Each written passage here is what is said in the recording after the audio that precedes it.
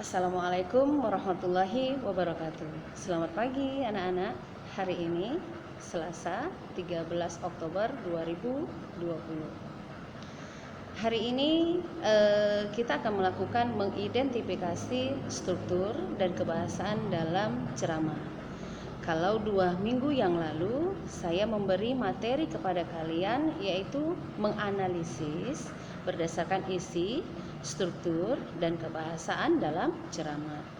Nah, berdasarkan materi yang lalu ada saya jelaskan tentang struktur teks ceramah, ya. Struktur teks ceramah itu terdiri dari 3 bagian. Yang pertama pembuka, yang kedua isi, yang ketiga penutup. Oke. Berdasarkan materi 2 minggu yang lalu mengenai menganalisis isi, struktur, dan kebahasaan. Nah, untuk kali ini kita akan melakukan mengidentifikasinya. Tugas kalian itu adalah akan melakukan mengidentifikasi berdasarkan contoh-contoh yang pernah saya buat di 2 minggu yang lalu. Nah, untuk pertemuan kali ini akan saya jelaskan juga bagaimana contohnya. Lihat ya. Nah, berikut adalah contoh cara mengidentifikasi teks ceramah berdasarkan strukturnya. Perhatikan, judulnya adalah pentingnya memperkaya literasi. Literasi itu adalah membaca ya, budaya membaca. Oke, mana bagian pembuka atau tesis? Seperti yang saya katakan tadi, struktur dari ceramah itu ada 3 bagian, yaitu pembuka, isi, kemudian penutup. Nah, disinilah cara mengidentifikasi berdasarkan strukturnya. Mana dia dinyatakan sebagai pembuka atau tesis, dan mana bagian-bagian yang dinyatakan sebagai isi. Kalian bisa lihat ya, bisa lihat. Oke. Nah, sampai dia kepada penutup. Ya, nanti kalian lihat ya bagaimana caranya, mana bagian pembuka, mana bagian isi, dan mana bagian penutup. Oke, kita lanjut ya. Itu tadi berdasarkan cara mengidentifikasi berdasarkan strukturnya ya. Yang kalian lakukan berdasarkan juga kebahasaannya. Nah, ini adalah pengertian dari kebahasaan. Struktur, selain struktur, teks ceramah juga dapat diidentifikasi berdasarkan kaidah bahasa. Yaitu yang pertama ada teks umum, kemudian dia menggunakan ke kata-kata istilah atau kata teknis, kemudian dia ada menggunakan kata sapaan, kemudian ada dia menggunakan seperti kata penghubung, sampai yang kelima yaitu dia menggunakan kata persuasif, yaitu mengajak. Nah, berikut ini adalah contoh cara mengidentifikasi berdasarkan kaidah kebahasaan. Contohnya, kaidah kebahasaan. Mana bukti dari yang menyatakan kata ganti orang pertama tunggal atau kata ganti orang kedua jamak sebagai sapaan? Nah, jika tidak, saya pikir kita. Kata saya, kata kita, dia menyatakan kata sapaan atau kata orang pertama tunggal.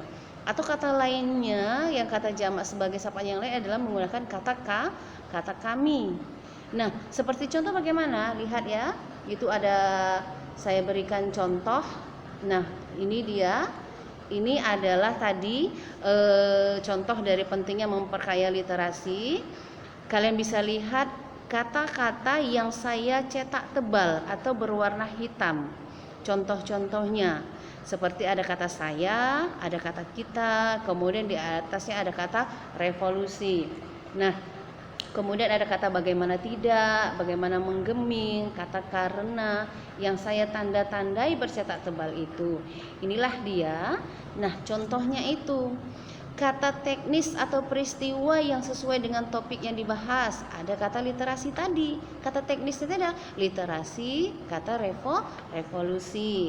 Nah, kemudian ada kata yang menunjukkan hubungan sebab akibat atau argumentasi. Mana? Tunjukkan dia kalimatnya atau katanya yang menyatakan hubungan sebab akibat itu. Mengapa demikian? Karena kata karena itu adalah kata penunjuk hubungan. Kemudian kata mental, mana yang dinyatakan sebagai kata kerja mental? Bagaimana tidak, kemudian menggeming. Kemudian kata-kata persuasif, yaitu kata mengajak atau membujuk. Seperti apa?